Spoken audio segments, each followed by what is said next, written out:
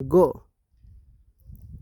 Hello यहाँ सबैजनालाई म यतिखेर इलाम जिल्लाको इलाम नगरपालिका वार्ड नम्बर 3मा रहेको यो पर्यटकीय स्थल पाटेनागीमा उभिएको छु यतिखेर र मेरो यो पृष्ठभूमिमा तपाईँले देखिरहनु भएको छ एकदमै मनोरम दृश्य यो खाली भूभाग अनि सँगै उभिएका गुराँसका बुट्टाहरू त्यस पछाडि सँगै उभिएका हिम श्रृङ्खलाहरू लहरै रूपमा उभिएका हिम श्रृङ्खलाहरूले हामीलाई मनमोहक बनाउँछ।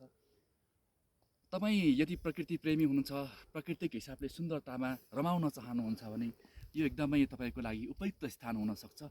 तपाईँ यदि इलाम आउनुभएको छ र इलाम सदरमुकामदेखि कतै नजिकै प्राकृतिक हिसाबले सुन्दर स्थान खोजिरहनु भएको छ, निहालिरहन चाहनु भएको छ भने यो पाटेनागीमा आउँदा यहाँहरू पक्कै पनि निराश रहनुहुने छैन।